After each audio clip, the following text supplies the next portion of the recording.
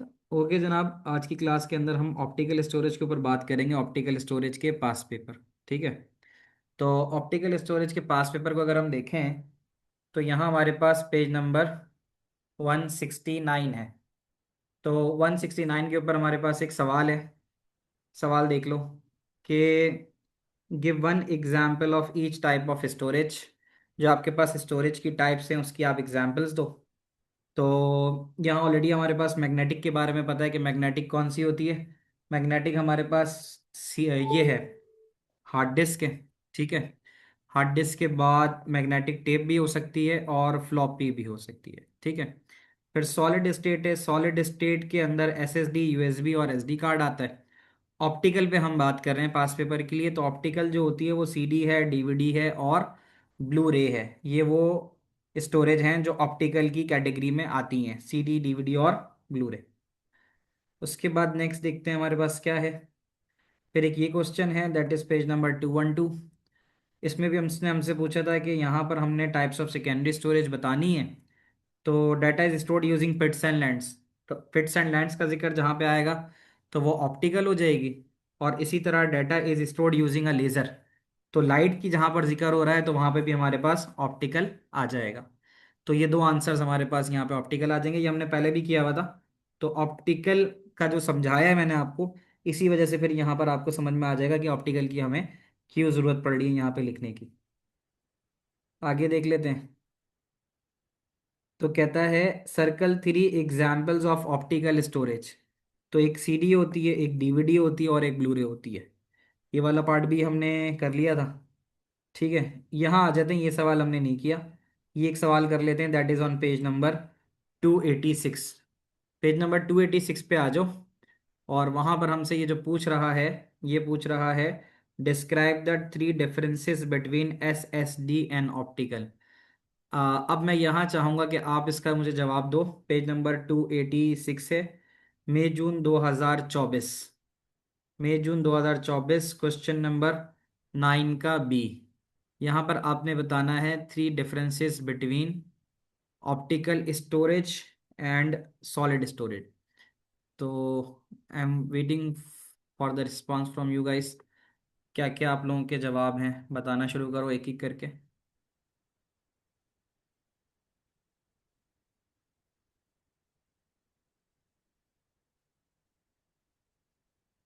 कि ऑप्टिकल की अगर हम बात करें,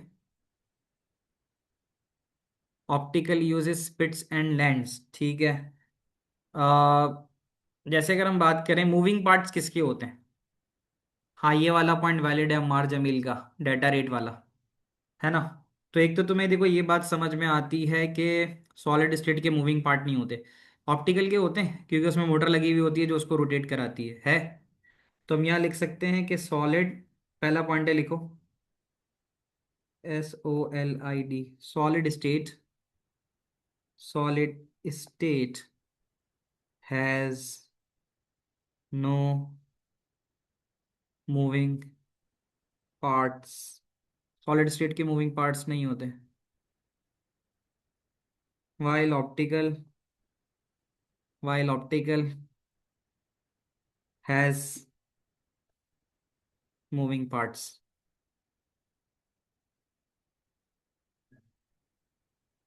पेज नंबर है 286। ये बात समझ में आ गई। अच्छा, दूसरी चीज ये थी डाटा एक्सेस। डाटा एक्सेस किस में तेज होगा? Faster access. एक में मैं सीडी से डाटा उठा रहा हूँ, एक में एसएसडी से उठा रहा हूँ। तो जाहिर है एसएसडी के अंदर कोई मूविंग पार्ट नहीं है तो उसका एक्सेस डाटा ज़्यादा होगा। तो हम यहाँ लिख सकते हैं SSD has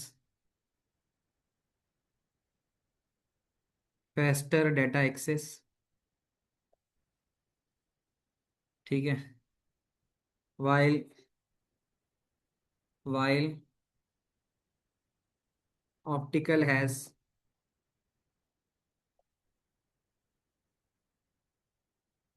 slower data access. इसी तरह हम बात कर सकते हैं कैपेसिटी के पॉइंट ऑफ व्यू से। कैपेसिटी कितनी होती है? माहिन ने बताया, वेरी गुड माहिन। एसएसडी की स्टोरेज कैपेसिटी 1 टीबी तक भी होती है, 1 टीबी से भी ज़्यादा होती है ना। SSD has larger storage capacity, SSD की स्टोरेज कैपेसिटी लार्जर है, 1 टीबी तक होती है। सीडी डीवीडी की ज़्यादा थोड़ी है। इवन मैंने तुम्हें मैक्सिमम ब्लूरे की बताई है 50 जीबी तक, 50 जीबी से तो बहुत ऊपर है वो SSD. While has larger storage capacity, इसकी स्टोरेज कैपेसिटी लार्जर है। While optical has,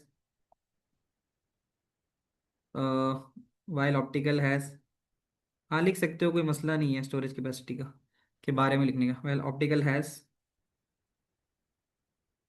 much smaller capacity up to 50 GB. कोई पूछ रहा था ना लिख सकते हैं नहीं लिख सकते, तो S S D has larger storage capacity, और फिर वहाँ तुम चाहो तो अपनी मर्जी से ऐड कर सकते हो अप टू 1 टेराबाइट। और वहाँ पे तुम डीवीडी की ब्लू रे की लिख सकते हो, क्योंकि ऑप्टिकल में तीनों होती है ना, तो उसमें मैक्सिमम ब्लू रे की भी जो है ना वो जाती है 50 जीबी तक। आ रही है बात समझ में? आगे बढ़ूँ?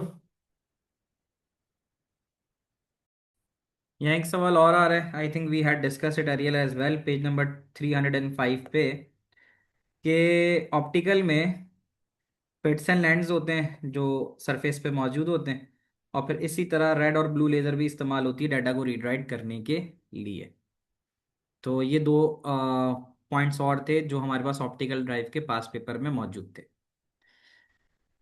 था कि डिफरेंस के हिसाब से कि यार हमारे पास सीडी डीवीडी में स्टोरेज कम क्यों होती है, तो हम यहाँ देख सकते हैं कि सीडी के अंदर हमारे पास जो इनका डिफरेंस है, ठीक है, वो डिफरेंस हमारे पास बहुत ज़्यादा है।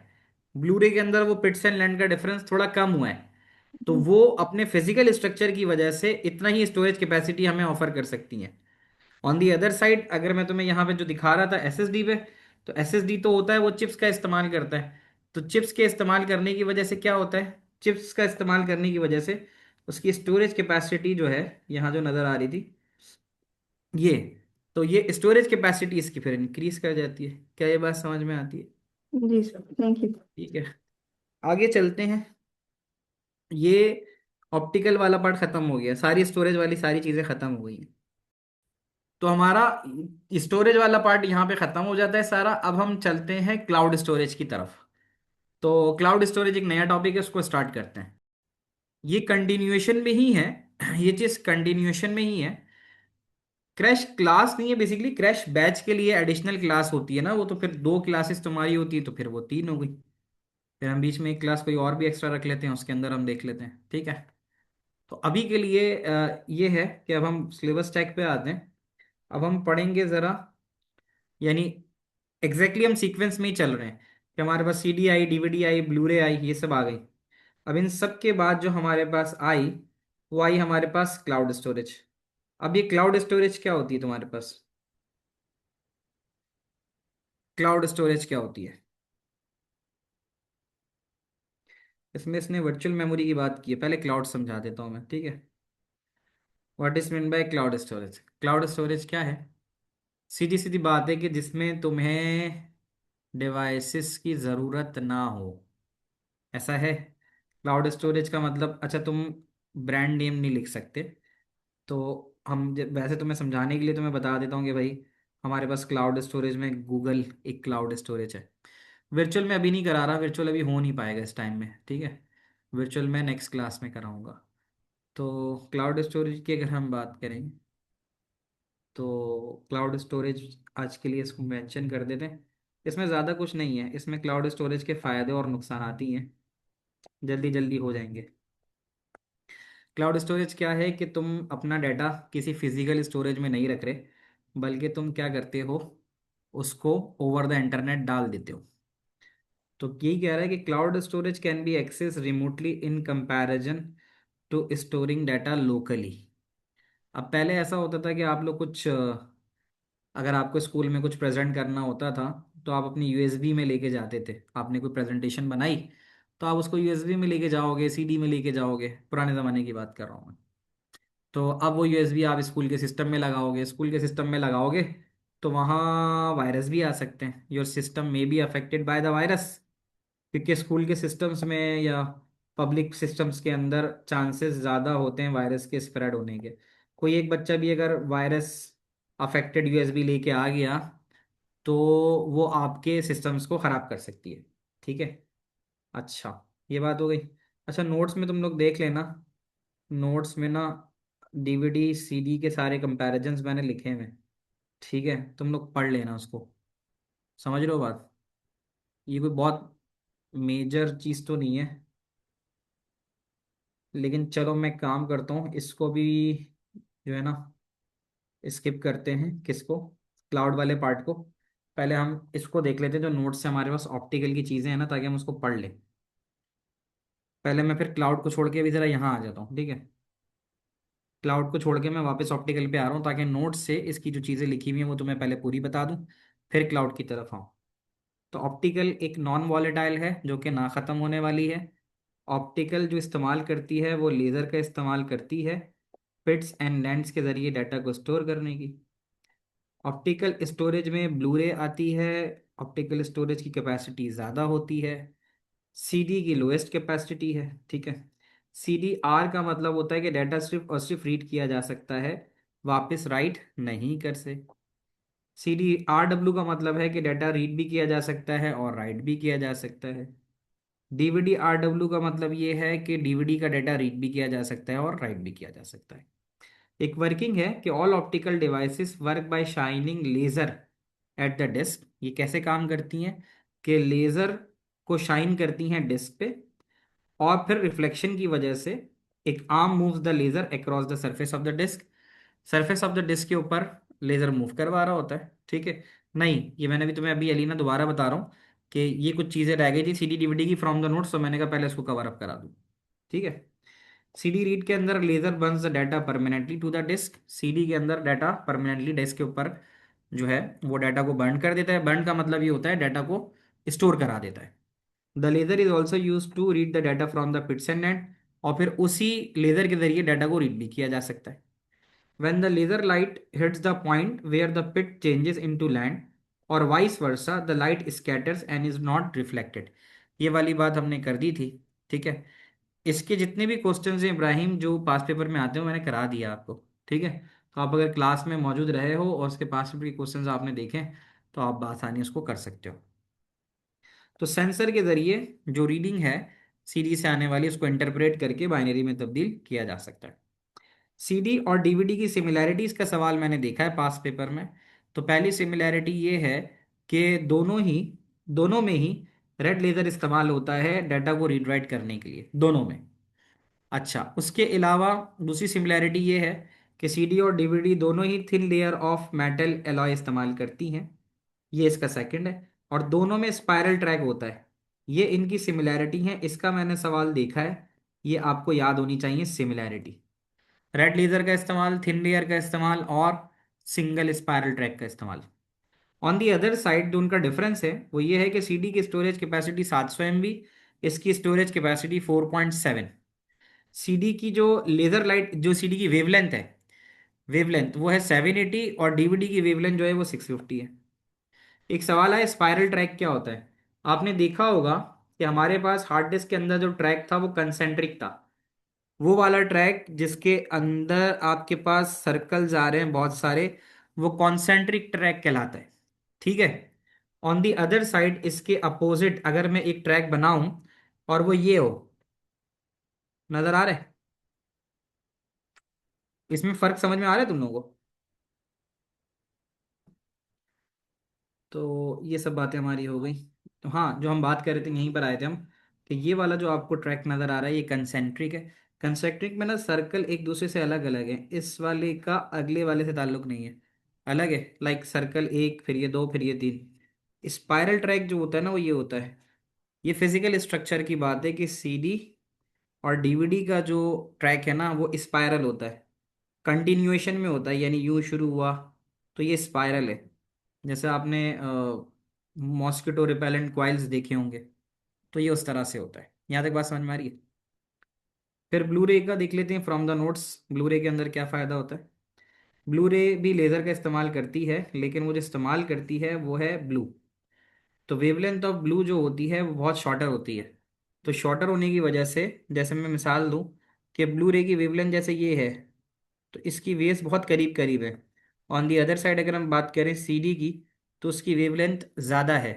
ज़्यादा वेवलेंथ का मतलब कम स्टोरेज ऑफ डाटा, और कम वेवलेंथ का मतलब ज़्यादा स्टोरेज ऑफ डाटा। अब सही है? ठीक है। तो वो कहता है कि this increases the storage capacity of blue रे। तो ये बात याद रखना कि वेवलेंथ की वजह से स्टोरेज कैपेसिटी पे फर्क पड़ता है। ब्लू रे के अंदर बिल्ट इन इंक्रिप्शन होती है। बिल्ट इन इंक्रिप्शन का मतलब ये होता है कि उसका डाटा कॉपी नहीं हो सकता। ठीक है। तो ये फायदा होता है कि अगर किसी के पास ब्लू रे में डाटा मौजूद है, तो that data can not be copied and transfer to someone else, and much faster data rate than DVD. DVD के मुकाबले में इसका डाटा रेट बेहतर होता है। ठीक है। तो ये सारी चीज़ें होती हैं। अगर हम ये मेंशन करेंगे हार्ड डिस्क का कंसेंट्रिक ट्रैक होता है, we will get marks. Depend करता है कि सवाल क्या पूछा गया है। हाँ, 1 मार्क का हो सकता है अगर उसने ऑपरेशन ऑफ हार्ड डिस्क पूछा हो तो। सही है। तो ये अब जाके तुम्हारा सारा खत्म होता है ऑप्टिकल का। अब हम आते हैं टुवर्ड्स क्लाउड स्टोरेज। अच्छा, क्लाउड स्टोरेज कोई बहुत बड़ा टॉपिक नहीं है, it's a very simpler one, क्योंकि उसमें ज़्यादा लंबी चौड़ी तो बात ही नहीं है ना। वो कह रहा है कि भाई क्लाउड स्टोरेज क्या है। क्लाउड स्टोरेज ये है कि आप अपना डाटा दुनिया में कहीं भी चले जाओ, गूगल ड्राइव पे अगर आपका डाटा मौजूद है, तो आप एक्सेस कर सकते हो ना। तो क्लाउड स्टोरेज ये होती है जिसके अंदर आप अपना डाटा एक्सेस, आपने आज अपनी प्रेजेंटेशन बनाई, अपने पास जी गूगल ड्राइव पर डाल दी, कल स्कूल गए वहीं से उठा ली, तो आपको फिजिकल डिवाइस कैरी करने की जरूरत तो नहीं हुई ना। लेकिन ये जो क्लाउड स्टोरेज होती है ना, तो इसमें हकीकत में डाटा फिजिकल सर्वर पे ही स्टोर्ड होता है, हमारे सामने नहीं होता। यानी मेरा डाटा अगर कोई गूगल ड्राइव है जिसपे मैं अभी, देखो ना, सीधी सीधी बात है, मैं गूगल ड्राइव पे तुम्हारा सारे लेक्चर्स डाल रहा होता हूँ, है ना। तो कोई ना कोई तो सर्वर दुनिया में मौजूद होगा ना जो इस डाटा को रिटेन करता होगा। क्लाउड का मतलब ये जरूर है कि मैंने डाल दिया और तुमने एक्सेस कर दिया। ठीक है। तो when ever you upload a file in GC, it is automatically uploaded in a drive, हाँ ना। तो अब देखो ना, मुझे तुम्हें डाटा देने के लिए CD डीवीडी की जरूरत थोड़ी पड़ती। मैंने यहाँ क्लास लिया, अब हम लोग कितनी दूर दूर एक दूसरे से मौजूद हैं। कोरिया का बच्चा भी मौजूद है हमारे पास, कोई यहाँ है ना, साउथ कोरिया से, दुबई से भी है, और उसके अलावा आई गेस पुर्तगाल से भी किसी ने मुझे बताया था है। ठीक है। तो अब हम बहुत दूर दूर हैं क्लाउड स्टोरेज। सही है ना। उससे सऊदी अरेबिया से भी हैं। ठीक है। तो बहुत सारे हैं, विद इनसाइड द पाकिस्तान भी है, लेकिन लोकेशंस तो अलग है ना। सारे बच्चे कराची में नहीं है। तो ये होता क्या है कि जो हमारा डाटा होता है ना, वो रिमोट स्टोरेज पे, यानी ये क्लाउड सर्विस प्रोवाइडर जो होता है ना, वो हमारे डाटा को लेके फिजिकल स्टोरेज में डालता जरूर है, बट वो हमारे पास नहीं होता, हमारे करीब नहीं होता। तो cloud storage is a method of data storage where data is stored on remote server. एक लाइन की ये डेफिनेशन है, ये आ सकती है कि क्लाउड स्टोरेज के अंदर डाटा को आप रिमोट सर्वर पे डालते हो। The same data is stored और मोर देन वन सर्वर। तो ऐसा भी होता है कि क्लाउड स्टोरेज उसको एक नहीं, उसको सात सात जगह पे रखता है। RAID एक टेक्नोलॉजी है जिससे आपका डाटा 7 डिफरेंट जगहों पे रखा जाता है, एक ही तरह का डाटा, ताकि इन केस ऑफ मेंटेनेंस या रिपेयर होते हुए उसके सर्वर की, आपका डाटा कहीं इधर उधर खराब, मतलब ज़ाया ना हो जाए। तो इसलिए उसको 7 डिफरेंट लोकेशंस पर डाटा रखना होता है। तो physical environment is own and manage by hosting company. अभी गूगल होस्ट कर रहा है हमारे डाटा को। तो गूगल का काम होता है, आपने देखे होंगे डाटा सेंटर्स, गूगल के नाम सुना होगा कि गूगल के क्या होते हैं, गूगल के बहुत सारे डाटा सेंटर्स होते हैं। ठीक है। तो गूगल के डाटा सेंटर्स जो होते हैं वो बहुत सारी जगहों पे हैं। ठीक है। तो वहां पर उनको जो है डाटा को रखने के लिए इस्तेमाल किया जाता है। यहाँ तक बात समझ में आती है? ठीक है। तो ये चीज़ इसमें आपको पता होनी चाहिए। दूसरी चीज़ क्या है कि हमारे पास दो तरीके के क्लाउड होते हैं। एक पब्लिक क्लाउड होता है जो अवेलेबल सबको होता है। ठीक है।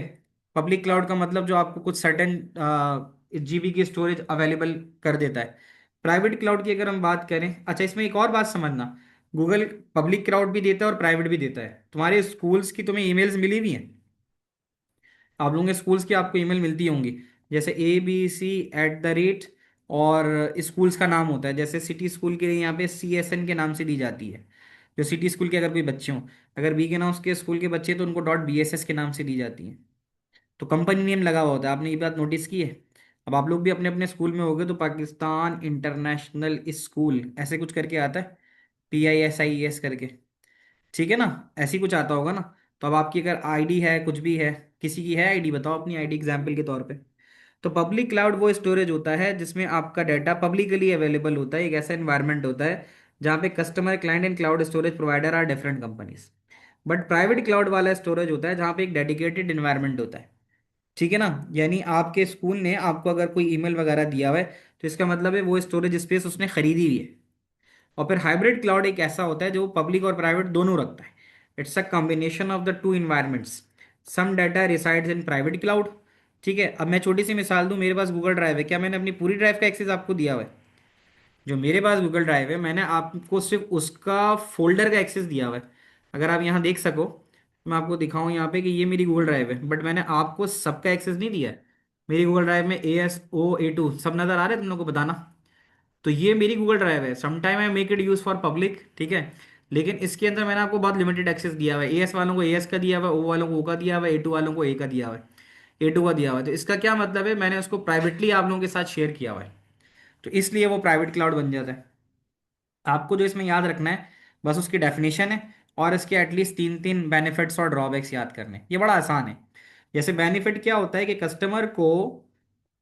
कस्टमर उसको किसी भी टाइम पे एक्सेस कर सकता है, anywhere in the world. Number एक, there is no need for a customer to carry an external storage. तुम्हें अपने साथ CD DVD या USB कुछ भी ले जाने की जरूरत नहीं है। तीसरी चीज, अगर कस्टमर या क्लाइंट की हार्ड डिस्क फेलियर हो जाती है तो उसके बाद वो अपना बैकअप वगैरह भी क्लाउड स्टोरेज पे डाल सकता है। और क्लाउड स्टोरेज आपको अनलिमिटेड ऑफर करती है, कैपेसिटी 50 GB तक भी कुछ क्लाउड स्टोरेज देते हैं। लेकिन अमूमन जो है फिर आपसे उसके बाद में पैसे भी चार्ज करते हैं। ड्रॉबैक इसका ये हो सकता है क्लाउड स्टोरेज का कि आप ये आसरा करके गए कि यार स्कूल में जाके ना मैं फाइल उठा लूंगा, पता चला स्कूल का इंटरनेट ही नहीं चल रहा। ऑप्शन तो सेफर होता है, if the customer client has a slower या अनस्टेबल इंटरनेट कनेक्शन। अब नुकसान हो सकता है ना कि आपने कहा यार कल स्कूल में जाके यहाँ से मैंने अपलोड कर दिया है प्रेजेंटेशन, कल स्कूल से उठा लेंगे जाके। बेनिफिट जो है, बेनिफिट में मैंने ये बताया है कि आपको एक तो अपने साथ कोई भी डिवाइस कैरी करने की जरूरत नहीं पड़ेगी ना। एक्सटर्नल कोई भी डिवाइस कैरी करने की जरूरत नहीं है कि USB लगा के भूल गए सिस्टम में स्कूल के, ठीक है ना, या CD लेके चले गए, आपको ज़रूरत ही नहीं है। तो आपको एक्सटर्नल डिवाइस कैरी करने की ज़रूरत नहीं होती। पहला बेनिफिट ये था कि आप इसको दुनिया में कहीं भी किसी भी जगह पे एक्सेस कर सकते हो। दूसरा था आपको एक्सटर्नल डिवाइस कैरी करने की ज़रूरत नहीं होती। तीसरा था कि अगर आपकी हार्ड डिस्क फेलियर हो जाती है और आपने अपना डाटा रखा हुआ है बैकअप के तौर पे क्लाउड पे, आप वहां से उठा सकते हो। और ये आपको अनलिमिटेड स्टोरेज कैपेसिटी देता है। नुकसान ये है कि अगर आपका स्लो इंटरनेट चल रहा है या अनस्टेबल है तो फिर आपको डाउनलोड करने में डाटा मुश्किलात आ सकती हैं। अब जैसे मैं गूगल की तकरीबन आई गेस स्टोरेज के ईयरली कुछ पैसे देता हूँ, है ना। तो cost can be high if a large storage capacity is required. मैंने 200 GB ली हुई है तो मुझे उसकी कॉस्ट देनी पड़ती है, ठीक है। Potential failure of cloud storage, अभी भी ये रिस्क है। हो सकता है गूगल के डाटा सेंटर में आग लग जाए, कोई और मसला हो जाए, तो हो सकता है, इस बात से इनकार नहीं कि मेरा डाटा जा सकता है। बट स्टिल क्योंकि वो 7 प्लेसेस के ऊपर बहुत ज़्यादा कोशिश करते हैं अलग अलग 7 जगहों पर डाटा रखने की, तो इनकेस अगर कहीं हो भी गया तो वो दूसरी जगह से उसका बैकअप उठा लेते हैं। बट स्टिल रिस्क तो रहता ही है ना, हमें पॉइंट तो लिखना है तो रिस्क तो रहेगा ही है। और डेटा सिक्योरिटी इशू ये भी है कि हो सकता है डाटा लॉस ना हो, लेकिन अगर उसके ऊपर कोई हैकर वैकर अटैक कर ले तो वो उस डाटा को इस्तेमाल करते हुए आपको ब्लैकमेल कर सकता है आपके डाटा के लिए। या तो ये कर सकता है, या फिर जो गूगल स्टोरेज आपकी मौजूद है उसको मेलवेयर से अफेक्ट कर सकता है। तो आपकी सिक्योरिटी का भी इशू हो सकता है। यहाँ तक बात बताना तुम लोगों को समझ में आती है? तो ये बड़ा छोटा सा टॉपिक था, आई थिंक ये यहीं के यहीं क्लियर भी हो गया। तो अच्छा हो गया। अब हमारे पास चैप्टर नंबर 3 के तुम समझ लो 2-3 टॉपिक्स रह गए, वो कर लेंगे तो वो इंशाल्लाह मुकम्मल हो जाएगा। ठीक है, तो उम्मीद है समझ में आई होंगी सारी चीज़ें। हाँ, ईमेल वगैरह भी हैक हो गई तो फिर आपका डाटा ड्राइव का एक्सेस जा सकता है, ठीक है। तो होप यहाँ तक की सारी बातें समझ में आई होंगी। इंशाल्लाह अगली क्लास में मुलाकात होती है। टेक केयर, अल्लाह हाफिज़।